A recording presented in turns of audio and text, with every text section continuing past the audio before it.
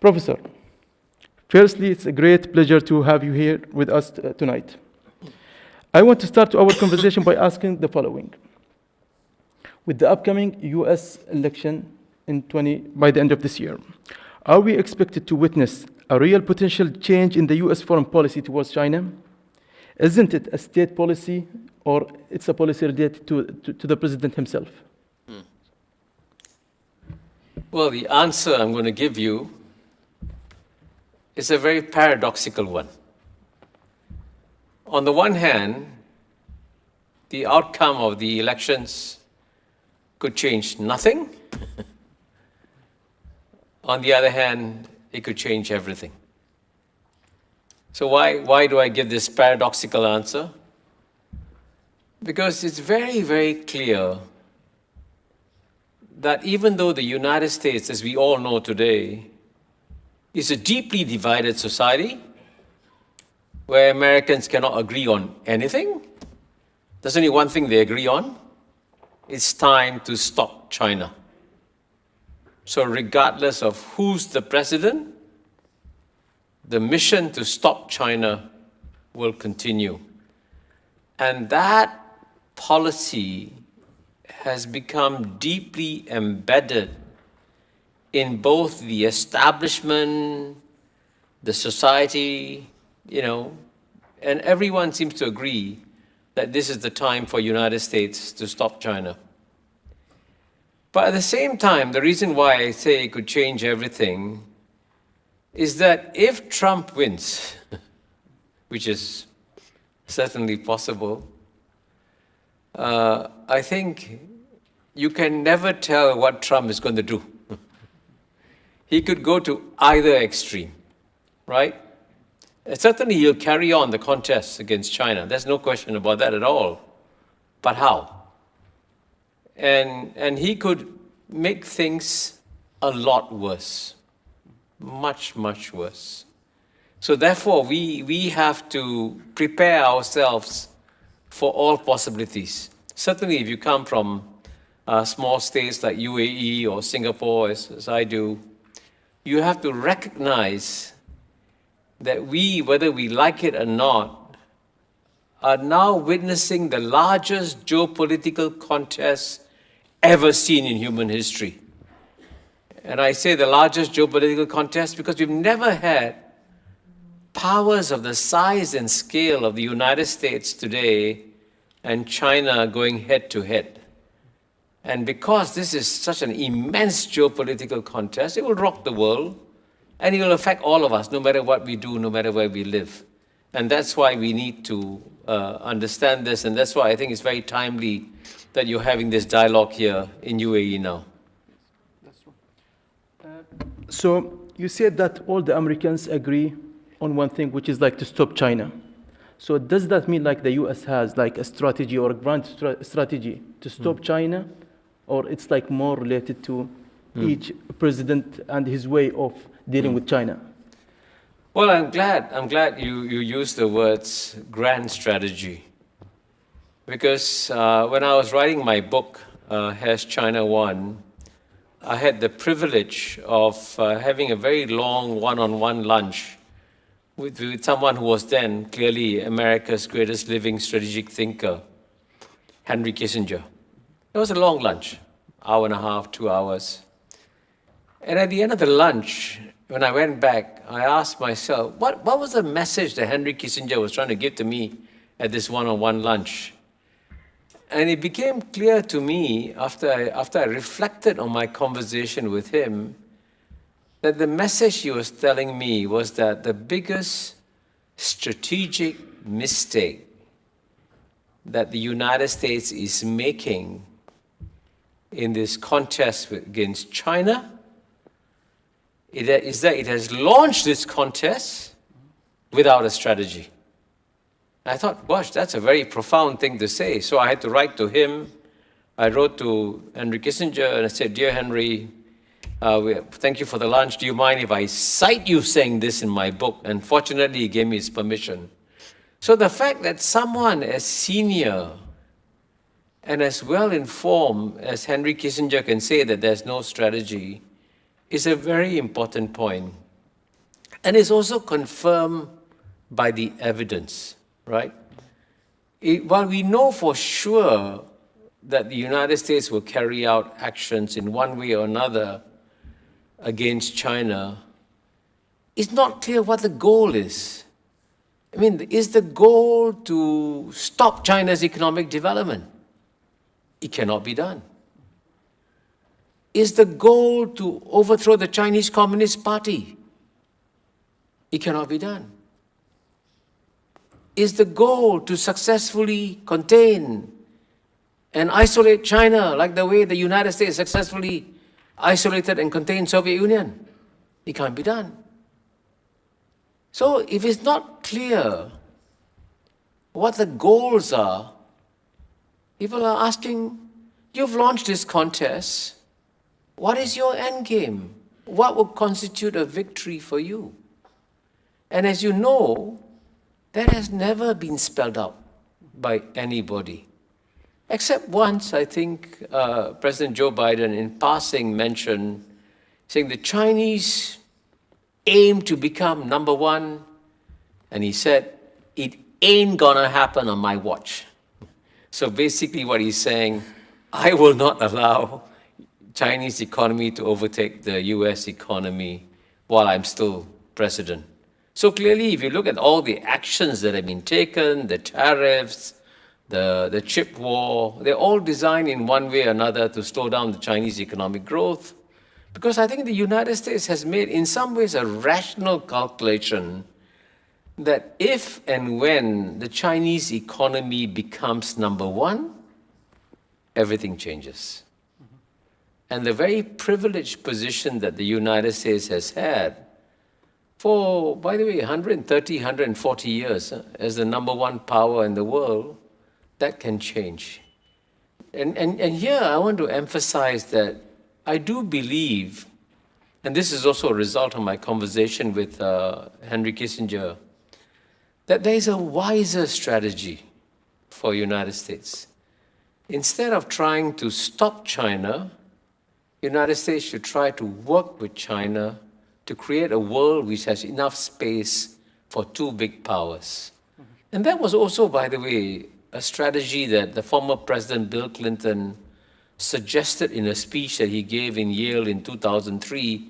And in my book, Has China Won? I cite the speech he gave where he said, Bill Clinton said, if the US is going to be number one forever, then we can keep on doing what we are doing. But he added a but. He said, but if we can conceive of a world where we are no longer number one, then surely it's in the United States' interests to build multilateral institutions, multilateral processes, multilateral rules, multilateral norms that will in one way or another constrain China. And that would be a wiser strategy. So those of us who are friends of the US and friends of China should therefore be advocating to both of them, why don't you adopt a wiser strategy that will be better for both of you and better for us, instead of this rather destructive zero-sum game that is being played out now? This leads me to two questions, actually. Like the first one, you mentioned like China, they are trying to prevent China from being number one. How do you define number one in this world? Like, are we talking economically or like politically? Or what exactly? And does China really wants to be number one in this world? That's actually a very good question. And the first definition of being number one in the world is definitely the economic dimension. Because if you have the largest economy, that gives you a lot of weight.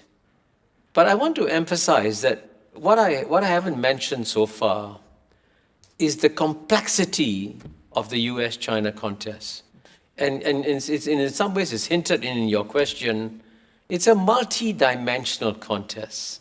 It's being played out in economics, in the military dimension, in the political dimension, and in what Joseph Nye calls a soft power dimension.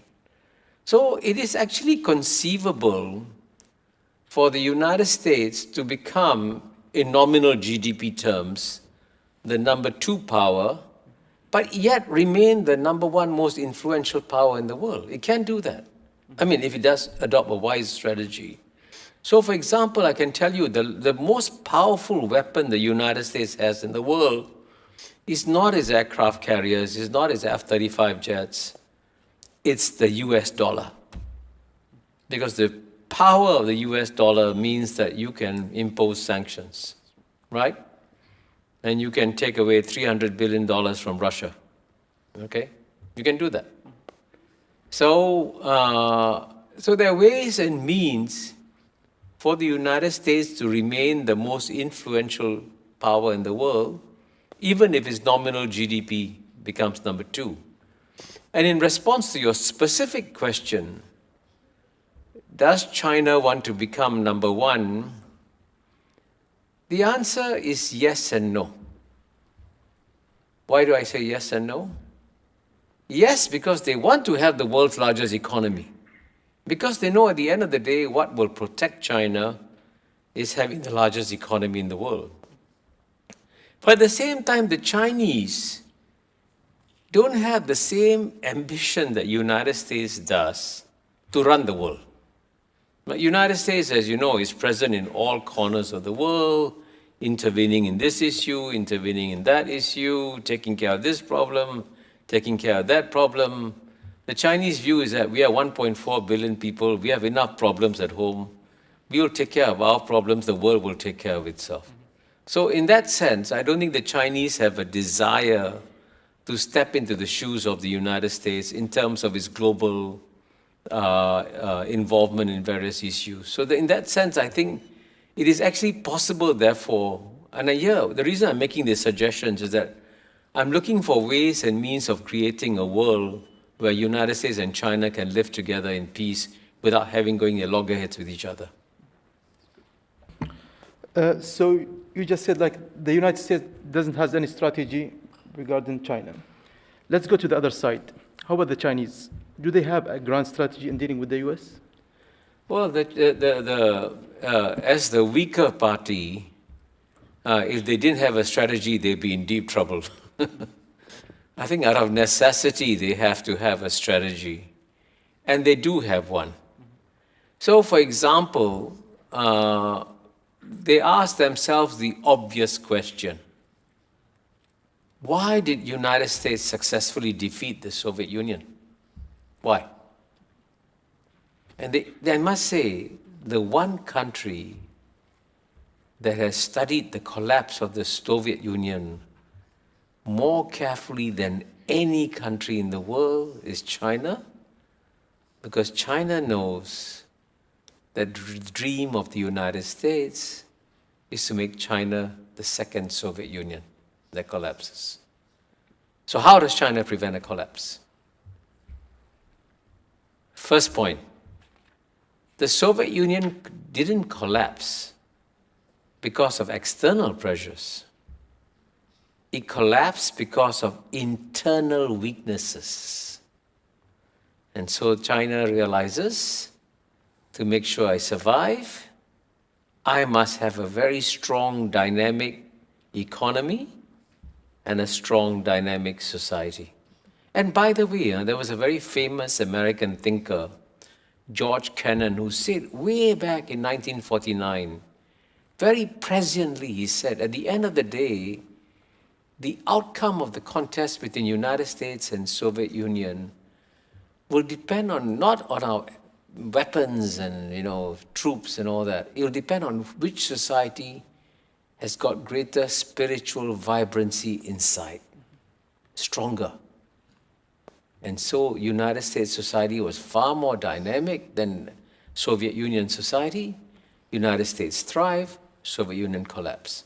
So the Chinese know that the first priority is to make sure your economy is strong and your society is strong, which is why they're massively educating their people and growing their economy so that they don't become a second Soviet Union. The second thing the Chinese learned from the collapse of the Soviet Union was that the United States succeeded because it managed to get a lot of the neighbors of the Soviet Union to join the containment policy everywhere. Western Europe, Japan, South Korea, right? Both ends of the Soviet Union. So what did the Chinese do?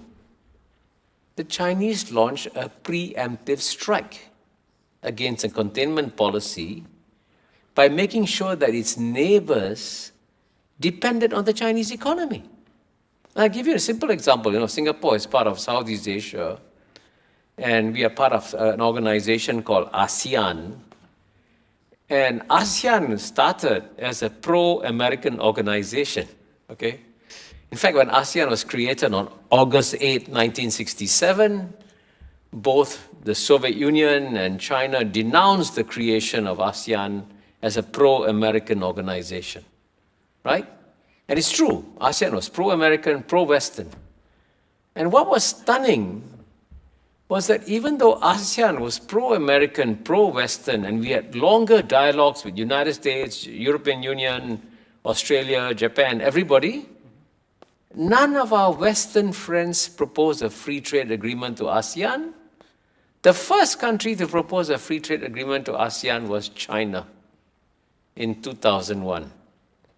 And the impact of that China-ASEAN agreement was phenomenal.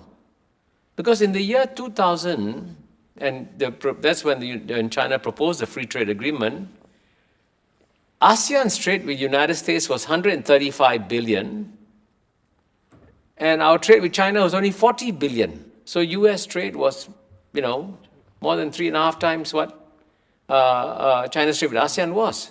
But as a result of the free trade agreement, by 2022, even though ASEAN's trade with United States has gone from 135 to 450, 500 billion, an increase of over 3 times,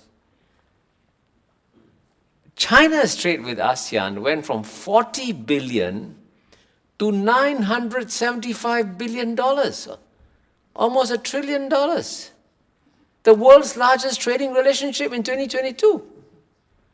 So then there's no way ASEAN can join a containment policy against its largest trading partner, right? It's crazy. So that's part of the Chinese strategy. And I mentioned a third one very quickly. You take the Belt and Road Initiative that China has launched, building infrastructure in all corners of the world. What does that mean? Every country in the world says, oh, this infrastructure is good. I need Chinese fast trains, I need Chinese highways. And then would you join a containment policy? You won't. So it shows you that they have systematically worked out a grand strategy. But at the same time, I can tell you that the Chinese also have a lot of respect for the United States. They understand that United States as a power is a remarkable power. And so their challenge is, even with all this strategy, they cannot underestimate what the United States can eventually do. Professor, you have mentioned before, and even we were having a discussion earlier today, that the US has 10 years to counter the rise of China. Why specifically 10 years? Well, I think it's all a matter of mathematics. Mm-hmm. And if the Chinese economy keeps growing, right, at 5% a year over 10 years, and I don't have the maths off the top of my head, even if it doesn't overtake, it comes very, very close. And the bigger China gets, the harder it is to stop it.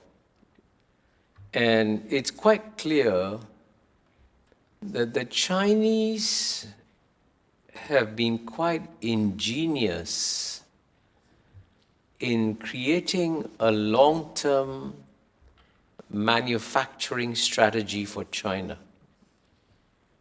And that manufacturing capability of China is now indispensable to the rest of the world. I mean, all of you, if you open your kitchen cupboards or whatever it is, take out the products. See how many of the components in any of the products came from China. Just check. You'll be amazed. This is not by accident. China wants to create deep dependence on China's manufacturing sector. And incidentally, even 10 years ago, 5 years ago, if you had asked anybody, could China ever join the competition for cars? People say, no way, the Germans are so far ahead, Japanese are so far ahead, Koreans are far ahead, even the Americans are far ahead. But you know what, today, the Chinese have started from scratch, created an electric vehicle, EV industry, that is now frightening the pants of all car makers all over the world. Because the Chinese manufacturing ecosystem on EVs is so amazing, right? And even Elon Musk at first dismissed it. Now he wouldn't dare to dismiss it. But did this EV challenge from China emerge by accident? No. It is part of the long-term strategy, right? And 5 years from now, all over the world, you see Chinese EVs. So as the world transforms and becomes more dependent on China, it narrows the options for the United States. I mean, quite naturally. Which is why there is in Washington, D.C., a very strong sense of urgency. And by the way, if you look at what some of the people who, some of the Americans, I can give you names, Robert Lighthizer, Matt Pottinger, they'll be coming back to advise Trump. They are the ones who are saying, hurry up, we've got to act fast. So the sense of urgency in Washington, D.C. is very real. And so this leads me to the next question, like what are the measures that the U.S. could take in order to counter the rise of China? And is this measures going to differ from Biden to Trump? Well, I think the best answer to your question, what should the United States do, was given by George Kennan in the remark I quoted earlier in 1949, where he said at the end of the day, the outcome of the contest will depend on which country's domestic society is stronger. And here, the challenge for the United States today, sadly, is that it has become a deeply divided society, right? And in my book, as you know, Has China Won, in chapter 7, I provide lots of empirical data, but taken from American scholars, by the way. People like Paul Volcker, former head of the Fed, Joe Stiglitz, the Nobel laureate, or Martin Wolf of Financial Times. They've all given data to show how the United States has essentially become a plutocracy. What is a plutocracy? A plutocracy is a society where public policy decisions are made not to benefit the majority at the bottom, but the top 1%, 2%. That's what America. And by the way, whatever I'm saying is not original from me. American scholars have saying all this. I'm just repeating what American scholars are saying. And the reason why it looks as though Trump is going to get elected is that the bottom 50% in America, the data shows this, haven't seen an improvement in their standard of living for 30, 40 years. In fact, the American middle class has diminished, significantly. So, therefore, if the United States wants to win the contest against China, it should rebuild the strength of its domestic society. That should be its priority. Because at the end of the day, like in any athletic contest, right? You're better off trying to win by running faster rather than trying to kneecap your opponent. And that should be the best thing that United States can do. So, but changing United States society and taking care of plutocracy is going to be a major challenge. And that has to be the answer of the United States. That's very informative. Let's talk about the elections and the U.S. elections. And before we ask about that, we always when we discuss the upcoming U.S. elections, we only talk about either Biden or Trump. Is it really the case that the U.S. most dominant parties lack other options other than Biden or Trump? Yeah, well, you're absolutely right. It's quite puzzling because in terms of human talent, no society can beat the United States, frankly. Because, you know, the United States' biggest strength is that it attracts the best brains, not just from 330 million people within the United States. It attracts the best brains from 8 billion people in the world, right? And the United States is the only country, I think, where its largest corporations like Google is run by someone born in India, Sundar Pichai. Microsoft is run by Satya Nadella, born in India. So, you know, that's quite remarkable. So if there is no other society that can match the talent of United States. And frankly, I was a visiting fellow at UPenn in March, 2 months ago, and 3 months ago. And when you go to American universities, the quality of mind of the researchers is dazzling. Dazzling. You know, you meet people and you sit there with great awe and you wonder, my God, it's amazing research these people are doing. And yet, despite the fact that the United States has the best talent laboratories in the world, it produces two candidates like Trump and Biden. I mean, Biden, by the way, is a very nice guy. He would have been a great president 20 years ago, you know, clearly. But now, at his age, it's going to be a challenge for him. And I say that, I mean, I personally, if you ask me, most of us, and frankly, most of the rest of the world would rather vote for Joe Biden rather than Donald Trump, because Donald Trump will be disruptive, and Joe Biden will not be disruptive. But of course, we have no choice. We have to accept whoever is the president.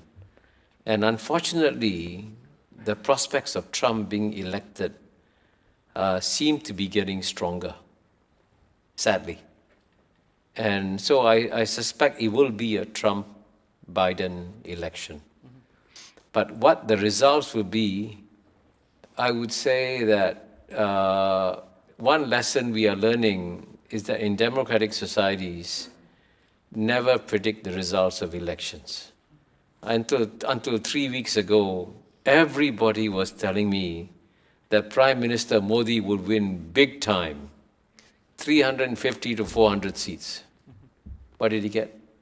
240. So you see, elections are very surprising. So I would say be ready for surprises in the US election because there are too many factors at play in this contest. Okay. Talking about Trump, given his previous policies, in which he focused more on reducing overseas commitments, to what extent do you think he may seek to conclude a deal with China, where this deal would involve ensuring that China bears part of the security burdens in the Middle East specifically? I mean, Well, I think I think the important thing to tell you about Trump is that anything is possible. I mean, for example, to use another example, let me go switch for 1 second to Ukraine. Trump could either say, I'm going to go all the way, I'm going to defeat Putin. Then you pump up resources and, go full scale ahead into Ukraine. Or he could do the exact opposite. He could say, this war is of no interest to me. Let the Europeans fight in this war. I'm walking away. I want to make, and his slogan is MAGA, Make America Great Again. So he's not interested in the Ukraine war. And as you know, for some strange reason, he's got this particular dislike for Ukraine. I don't know why. It's a complicated story. And he has also got a strange dislike for the Europeans. And I asked an American friend of mine, why does he dislike the Europeans? And my friend gave me a very profound answer. He said all his life, Donald Trump wanted to get accepted by society, especially elite American society. Even though he's very wealthy, he was never accepted. He was an outsider. So when you're an outsider, you develop this psychological, angst and anger. So he has this anger against the American establishment. And in some ways, the Europeans also personify, the old rich, the establishment. The Europeans look at him with disdain. So he said, okay, now I'll teach you who's boss. Right? So there is a very complicated relationship within Trump and the Europeans. So on Ukraine, he could do either thing. And similarly, on China, he could do either way. But I think on China, Donald Trump has bought the main thesis that the United States cannot allow China to become number one. So he might possibly make a deal, but I think the Chinese are not counting on it.